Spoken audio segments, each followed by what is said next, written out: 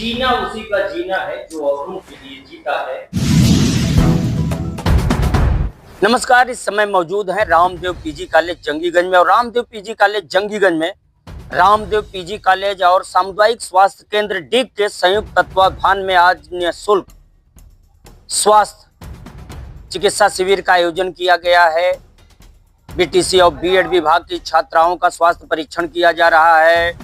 सामुदायिक स्वास्थ्य केंद्र डीग के चिकित्सकों की टीम छात्राओं का परीक्षण कर उन्हें परामर्श दे रही है, सलाह दे रही है, साथ ही चिकित्सीय सुविधाएं मुहैया करा रही है। आपको बता दें, रामदेव पीजी कॉलेज जंगीगंज के चेयरमैन सीए राजबली मिश्रा ने इस निःशुल्क स्वास्थ्य चिकित्सा शिविर का शुभारंभ किया है। खास बात यह है कि रामदेव पीजी कॉलेज में इस तरह के आयोजन लगातार होते रहते हैं। आइए हम बात करते हैं रामदेव पीजी कॉलेज के चेयरमैन राजबली मिश्रा से। रामदेव पीजी कॉलेज और सामुदायिक स्वास्थ्य केंद्र के संयुक्त तत्वाधान में निःशुल्क स्वास्थ्य चिकित्सा शिविर का आयोजन किया जा रहा है। आपको जैसा कि पहले ही बताया कि रामदेव पीजी कॉलेज में इस तरह के आयोजन लगातार होते रहते हैं। इसके अलावा कार्यशाला, सामाजिक स्वच्छता कार्यक्रम, तमाम बिंदुओं पे यहाँ कार्य होते रहे। हमारे साथ आज बातचीत करने के लिए रामदेव पीजी कॉलेज के चेयरमैन राजबली मिश्रा जी हैं। हम बात करते हैं। बहुत बहुत स्वागत है। लगातार सतत निरंतर कार्यक्रम आयोजित होते रहे, क्या कहेंगे? पठन पाठन के साथ दो तीन बिंदु महत्वपूर्ण हैं जिस पर हम लोग बराबर ध्यान देते हैं।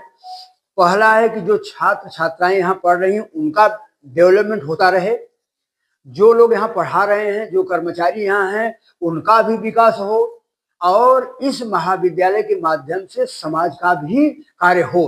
तीन बिंदु हमारे दिमाग में महत्वपूर्ण है जिस पर हम लोग लगातार काम करते हैं। तो बच्चों के स्वास्थ्य के लिए उनको हम लोग गाइडेंस देते हैं कि कैसे आप स्वस्थ रहेंगे, उसके लिए हम लोग खेल कूद कराते हैं। इसके साथ साथ उनके चरित्र विकास की भी बात करते हैं, शिक्षणेतर भी बातें होती हैं। जरूर नहीं है कि पठन पाठन में कार्यक्रम हो, उसके अलावा भी हम चाहते हैं कि अगर चरित्र का विकास होता है तो जीवन में सफल होंगे। और जो वेद की प्रार्थना है, अस्तो मा सद्गमय, तो उस सब के विषय में लोगों को बताया, जागरूक किया जाता है। और ऐसा भी निर्देश आता रहता है यूजीसी से, भारत सरकार से, कि आप जो है छात्रों के विकास के लिए क्या कर रहे हैं। तो उसमें हम लोग अपनी रुचि लेकर के सतत चाहते हैं कि इनका विकास हो और समाज का भी कल्याण हो। कार्यालय में प्रधानमंत्री जी के साथ में आपकी एक तस्वीर लगी है। प्रधानमंत्री जी का जब जनपद में आगमन हुआ था नरेंद्र मोदी जी का, तो आपकी मुलाकात हुई थी। प्रधानमंत्री नरेंद्र मोदी और मुख्यमंत्री योगी आदित्यनाथ की प्राथमिकताओं में जितने भी कार्यक्रम रहे हों, स्वास्थ्य, शिक्षा, स्वच्छता समेत अन्य बिंदु, इतना मानते हैं भूमिका प्रधानमंत्री और मुख्यमंत्री की प्रेरणा कितना? बहुत अच्छी बात है, भारत सरकार एक काम कर रही है। बहुत जरूरत थी जिसको हम लोग निगलेक्ट करते रहे, वो है कौशल विकास। ये कौशल विकास का जब से मंत्रालय खुला है और पैसा सरकार खर्च कर रही है, वो बहुत जरूरी था। ये हम अपने जीवन में अगर हम देखना चाहें तो हम अपने कौशल के बल पर ही, विदेश में हमको निमंत्रण मिला, हम जा करके वहाँ 12 साल काम किए, वहाँ के सरकार में काम किए, उनका देश के लिए काम किए, भारत का देश का नाम हुआ। जरूरी इसी बात की है, उस पर भी हम लोग बराबर यही कोशिश करते हैं जो सरकार की प्रेरणा से। बड़ी अच्छी बात है, बहुत तेजी से सरकार जो है भारत में विकास हो रहा है, और जो हमारी इकोनॉमी है बड़ी तेजी से बढ़ रही है। इसमें जो है गाइडेंस जो आदरणीय प्राइम मिनिस्टर का मिल रहा है, उससे बहुत ही लाभ, देश का लाभ हो रहा है। और तमाम चीजों में हम लोग पिछड़े हुए थे और अब बड़ी तेजी से बढ़ रहे हैं, चाहे वो सोलर सिस्टम हो, बिजली का उत्पादन हो, चाहे परमाणु ऊर्जा का उत्पादन हो, चाहे एआई की बात हो, इस सब में जो हम लोग पिछड़े हुए थे अब बड़ी तेजी से आगे बढ़ रहे हैं। एक और सवाल है कि करियर गाइडेंस के क्षेत्र में भी लगातार आप कार्य करते रहे हैं। साथ ही हमने देखा कि जो शासन के तमाम कार्यक्रम है उसमें आपको प्रशस्ति पत्र मिला है, बेहतर कार्य कर दिखाया है आपने, क्या कहेंगे? आपको गवर्नर ने भी सम्मानित किया है। करियर गाइड के विषय में मैं आपको बता दें कि माध्यमिक शिक्षा परिषद उत्तर प्रदेश द्वारा पिछले साल विभूत नारायण इंटर कॉलेज में एक गाइडेंस मेला का आयोजन किया गया था, जिस पर विभिन्न विषयों के जानकार लोगों को बुलाया गया था। मुझे वहां पर कॉमर्स के विषय में और रामदेव पीजी कॉलेज में जो विषय चल रहे हैं उसके बारे में बताने के लिए बुलाया गया था। हमने छात्रों के बीच में बताया कि मैं जब विभूत नारायण इंटर कॉलेज में पढ़ रहा था तो उस समय इस तरह मेला नहीं लगता था, लेकिन एक हमारे प्राध्यापक थे जिन्होंने व्यक्तिगत तौर पर हमसे कहा कि आप सीए करो।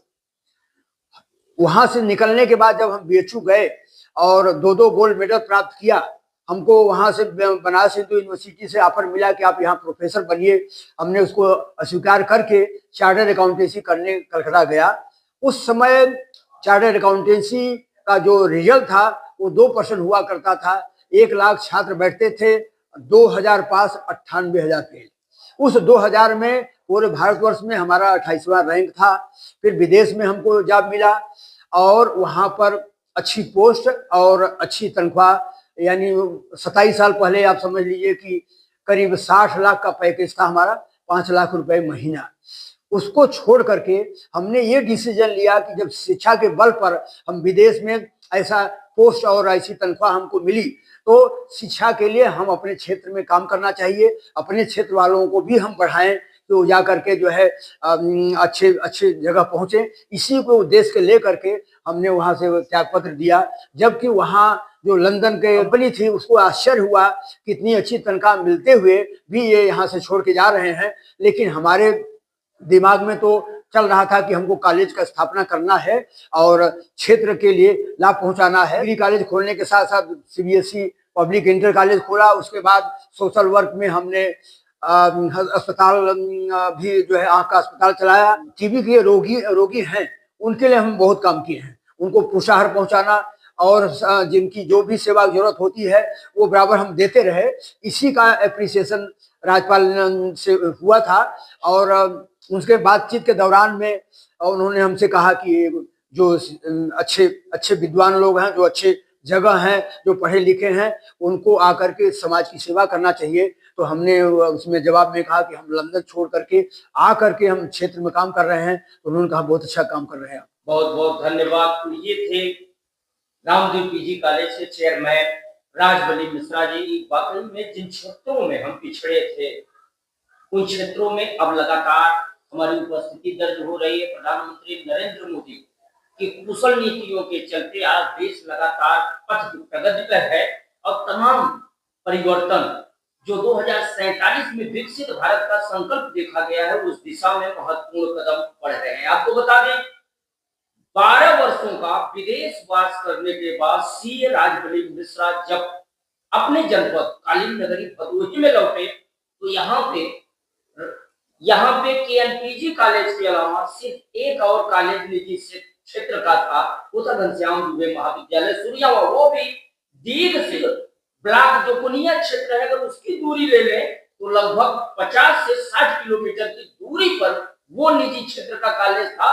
जबकि इतनी ही दूरी पर केएनपीजी कॉलेज ज्ञानपुर था। ऐसे में इन्होंने विदेश का मोह त्याग करके इस क्षेत्र में शिक्षा के विकास का बीड़ा उठाया और द्वितीय कॉलेज के रूप में इस जनपद में और दीघ में प्रथम कॉलेज की नींव रखी रामदेव डिग्री कॉलेज के रूप में, जो आगे चल के रामदेव पीजी कॉलेज हुआ। बीएड बीटीसी कॉलेज समेत तमाम संकायों की इन्होंने स्थापना कराकर इस क्षेत्र में शिक्षा की क्रांति के साथ जो अलग जगाई वो भदोही जनपद के शिक्षा के इतिहास में आज मील का पत्थर साबित हो रहा है।